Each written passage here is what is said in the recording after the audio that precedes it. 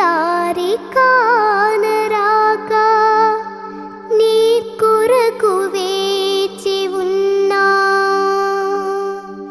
ఎడబాటు లేని గమనాన నిన్ను చేరుకున్నా.